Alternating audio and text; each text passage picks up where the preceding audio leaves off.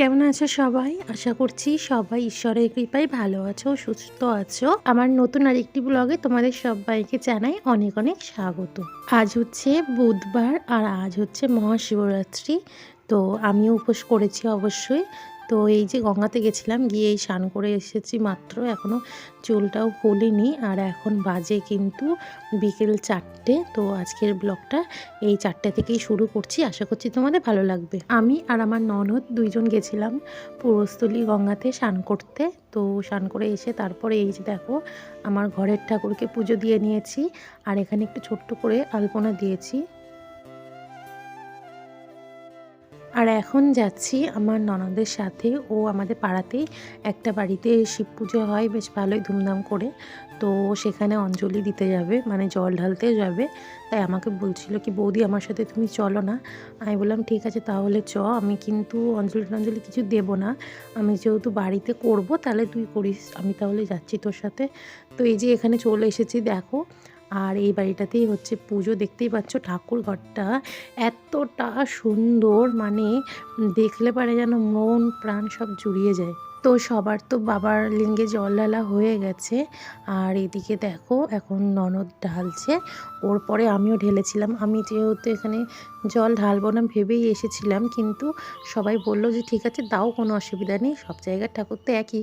এবার কি বলো তো, আমি তো সাথে করে কিছু নিয়ে যাইনি না যে জলটা আমি এখানে ঢালবো বলে, তাই ওনারাই সব দিয়েছিলেন। বললো কোনো অসুবিধা নেই, আমাদের কাছে তো সব রয়েছে, তুমি জল ঢালতে পারো। তো তার জন্যই আর কি এই যে আমিও দেখো সবার শেষে জলটা ঢেলে নিচ্ছি বাবার শিবলিঙ্গে। তো এখান থেকে পুজোটা করে অঞ্জলিটা দিয়ে তারপরে বাড়ি চলে যাব। বাড়ি গিয়ে আবার আমি প্রথম প্রহরে করব শিবরাত্রিটা আমার ঘরে শিবে। তো আমি প্রথম প্রহরে করব, তো যার কারণে এখানে দেখো দিয়ে নিলাম। আর আমি যখন জল ঢালছিলাম তখন ক্যামেরাটা আমার ননদ করছিল, কিন্তু ও না লম্বাতে করে দিয়েছে, আরেক করেনি, যার কারণে ভিডিওটাও লম্বাতে হয়ে গেছে। যাই হোক, কিছু যেন মনে করো না তোমরা। পুজো দেওয়া শেষ, এখন চলে যাব বাড়িতে। বাড়ি এসে দেখি কি কারেন্ট নেই, এখন তো লাইনের কাজ হচ্ছে, কেবল লাইনের তারের ওই লাইনের কাজ হচ্ছে। তো বাড়ি এসে দেখি কি কারেন্ট নেই, অন্ধকারের মধ্যেই দেখো সমস্ত জোগাড়যন্ত্রী আমি করে নিয়েছি একা হাতে, সব ফল টল কেটে সব কিছু গুছিয়ে নিয়েছি। আর এখন এই যে বাবার শিবলিঙ্গে এখন জল ঢেলে এখন পুজোটা করে নিচ্ছি। প্রত্যেক বছর ব্রাহ্মণ দিয়ে শিবরাত্রি করানো হয়, তবে এবছর আর ব্রাহ্মণ দিয়ে করাচ্ছি না, আমি নিজেই করছি। সারাটা বছর তো আমি নিজেই করি ঠাকুর ঘরে সমস্ত ঠাকুরের পুজো। তো এই বিশেষ দিনটাই বা কেন আমি ঠাকুরমশাইকে ডাকতে যাব, যার কারণে আমি নিজেই পুজোটা করব। আর করার শেষে একটু পাঁচালিও পরে নেব, তাহলে কিন্তু পুজোটা আমার হয়ে যাবে। আর এদিকে দেখো আমি এখন আরতি করছি।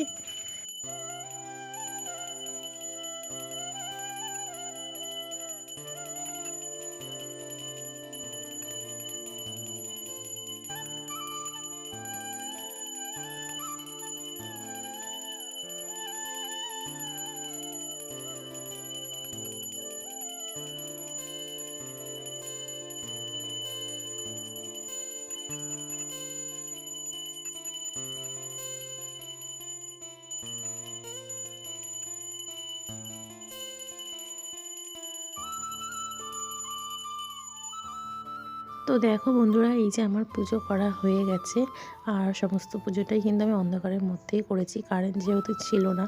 তারপরে একটু প্রসাদ জল খেয়ে আর দেখো এখানে চলে এসেছি। আগে যেখানে পুজো করে গেছিলাম আমি আর ননদ, সেই বাড়িতেই আজকে প্রসাদ খাওয়ার নিমন্ত্রণ ছিল। তবে কি বলতো, আমি যখন মানে আমার যখন 13 বছর বয়স, সেই তখন থেকে আমি শিবরাত্রি করি, কিন্তু কোনোবার আমি কোনো চালের জিনিস কিন্তু খাইনি। কিন্তু এবার খাচ্ছি, সত্যি সত্যি এবার খাচ্ছি, যেহেতু এটা ঠাকুরের কাছে ভোগ দেওয়া হয়েছিল, তো যার কারণে আমি এই প্রসাদটা খাচ্ছি।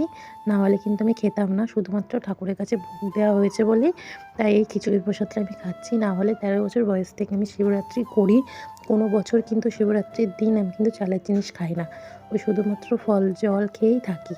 তো যাই হোক, এদিকে দেখো বসে গেছি খেতে, সবাই এসেছি।